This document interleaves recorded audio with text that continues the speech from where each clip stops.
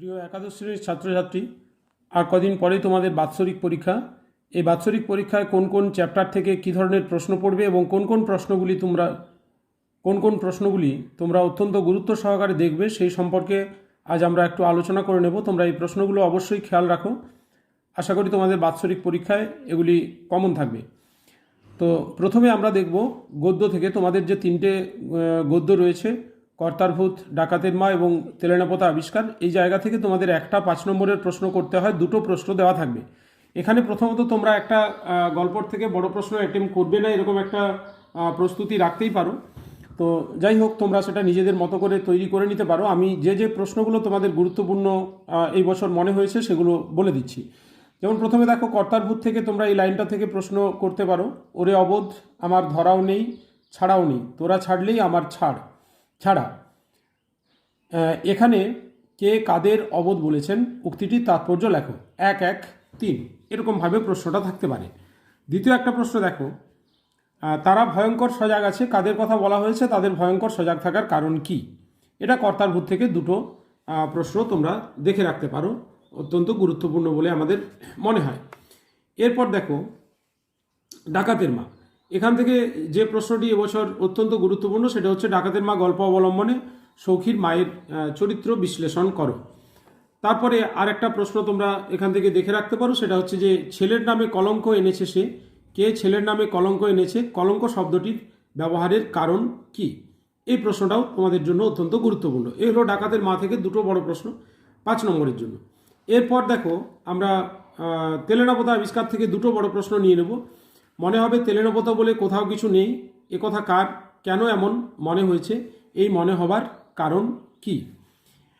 অথবা দেখো আরেকটা প্রশ্ন আমরা এখান থেকে তেলেনাপোতা আবিষ্কার থেকে নিতে পারি, কে নিরঞ্জন এলি, নিরঞ্জন কে, কোন পরিস্থিতিতে গল্পকথক নিরঞ্জনের ভূমিকায় অবতীর্ণ হয়েছিলেন। এ ধরনের প্রশ্নটাও থাকতে পারে। এরপর আমরা দেখে নেব কবিতার থেকে প্রশ্ন। কবিতাতে তোমরা জানো এখানে তোমাদের যে কবিতাগুলো রয়েছে তার মধ্যে দীপান্তরের বন্দিনীটা বাদ গেছে। কাজে দীপান্তরের বন্দিনী থেকে আমরা কোনো বড় প্রশ্ন এখানে আলোচনা করব না।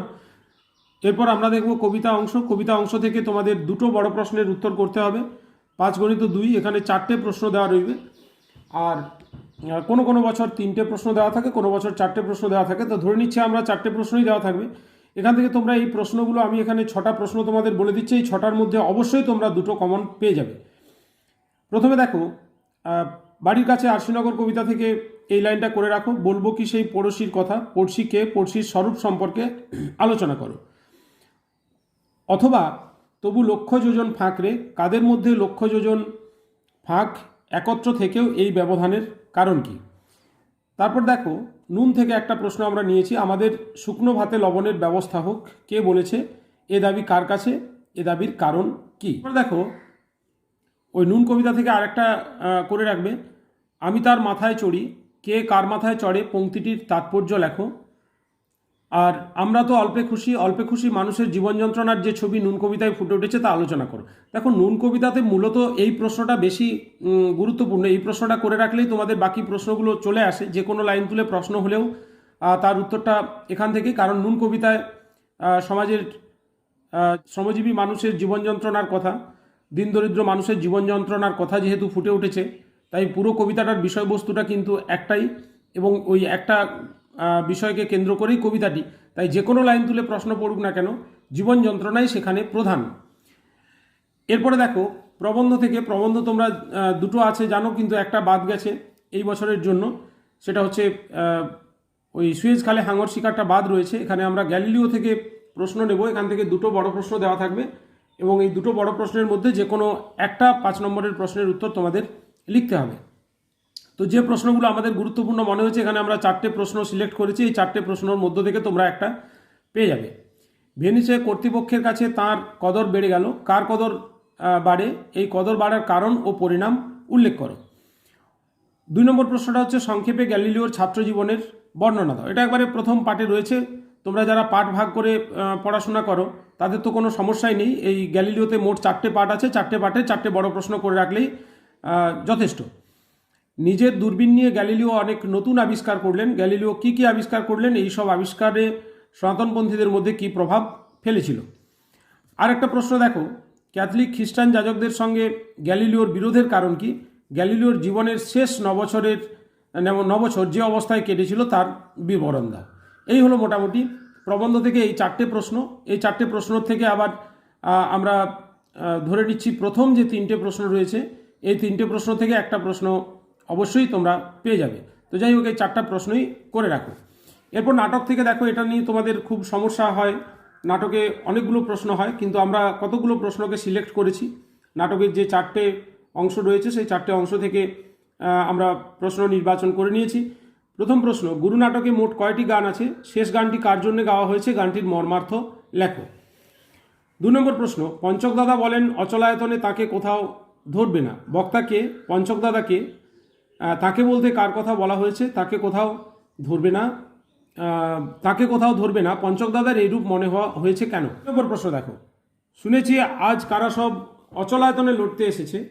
শিক্ষায়তন কিভাবে অচলায়তনে পরিণত হয়েছিল আর সেখানে কারা কেন লড়তে এসেছিল? তারপরের প্রশ্ন, আমি তার কান্না বুকের মধ্যে করে এনেছি। বক্তাকে কোন প্রসঙ্গে কাকে উদ্দেশ্য করে বক্তা কথা বলেছেন? এই বক্তব্যের মধ্যে বক্তা চরিত্রের কোন দিক প্রতিফলিত হয়েছে? এই কয়েকটি প্রশ্ন অবশ্যই দেখে রাখবে। তার সঙ্গে আরও আমরা এক্সট্রা কতগুলো প্রশ্ন বলে দিচ্ছি। এগুলো আমাদের সব দলের শতদল পদ্ম। এখানে কাকে শতদল পদ্ম বলা হয়েছে? কেন তিনি শতদল পদ্ম? মহাপঞ্চকের সঙ্গে আচার্য অদিনপূর্ণের বিরোধের কারণ কি? কে কোথায় অদিনপূর্ণকে নির্বাসন দিলেন? তারপরে প্রশ্ন, আজও যেখানে বসেছে সেখানে তোমাদের তলোয়ার পৌঁছায় না। কার সম্পর্কে কে একথা বলেছেন? এই বক্তব্যের তাৎপর্য কি? আরেকটা প্রশ্ন, পৃথিবীতে জন্মেছি, পৃথিবীকে সেটা খুব কষে বুঝিয়ে দিয়ে তবে ছাড়ি। কে কোন প্রসঙ্গে এই উক্তি করেছেন? উক্তিটির তাৎপর্য বুঝিয়ে দাও। এরপর দেখব সাহিত্যের ইতিহাসের প্রশ্নগুলি। সাহিত্যের ইতিহাস এই প্রশ্নগুলি দেখে রাখো, 8টি প্রশ্ন দেখে রাখো। এখান থেকে তোমরা অবশ্যই 2টো প্রশ্ন কমন পেয়ে যাবে। চর্যাপদ কে কবে আবিষ্কার করেন? চর্যাপদের সমাজচিত্রের পরিচয় দাও। 2 নম্বর প্রশ্ন, বিদ্যাপতি আর কি কি নামে পরিচিত ছিলেন? তাকে বাংলা সাহিত্যের অন্তর্ভুক্ত করার কারণগুলো আলোচনা করো। 3 নম্বর প্রশ্ন, চণ্ডীমঙ্গল কাব্যের কাহিনী সংক্ষেপে লিখে শ্রেষ্ঠ কবির কৃতিত্ব আলোচনা করো। 4 নম্বর প্রশ্ন, শ্রীচৈতন্যদেব কবে কোথায় জন্মগ্রহণ করেন? বাংলা সাহিত্যে চৈতন্যদেবের প্রভাব আলোচনা করো। 5 নম্বর প্রশ্ন, বাংলা রামায়ণের শ্রেষ্ঠ অনুবাদককে, তাঁর কৃতিত্বের পরিচয় দাও। 6 নম্বর প্রশ্ন, রবীন্দ্রনাথের কাব্যগ্রন্থগুলির কাল অনুসারে বিভাগ করো।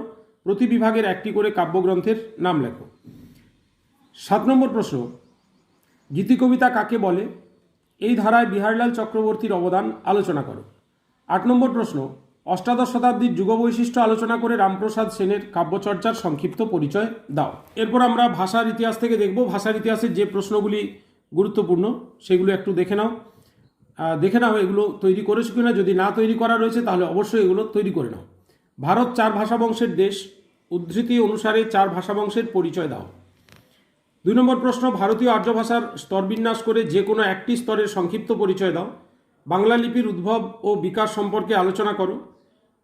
পরের প্রশ্ন দেখো, কিউনিফর্ম বা কিলক লিপির নামকরণ কে করেছিলেন? এই লিপির সবচেয়ে প্রাচীন নমুনাটি কোথায় পাওয়া যায়? এই লিপির সংক্ষিপ্ত পরিচয় দাও। ভোটচীনীয় ভাষাবংশের সংক্ষিপ্ত পরিচয় দাও। আরেকটি প্রশ্ন করে রাখবে, মিশ্র ভাষা অথবা অবর্গীয় ভাষার সংক্ষিপ্ত আলোচনা করো। এইখান থেকে তোমাদের অন্য বছর একটা প্রশ্ন পড়ে, এবছর যেহেতু তোমাদের ওই আন্তর্জাতিক গল্প এবং ভারতীয় কবিতা বাদ গেছে, তাই এখান থেকে ওই 5 নম্বরটা এখান থেকেও পড়ে যেতে পারে। কাজেই এই জায়গাটাকে একটু বেশি করে গুরুত্ব দিয়ে রাখো। এই হলো মোটামুটি আজকের প্রশ্ন, মোটামুটি তোমাদের সাজেস্টিভ প্রশ্ন। এগুলো ভালো করে দেখে রাখো, আশা করি এগুলো সবই তোমরা কমন পেয়ে যাবে।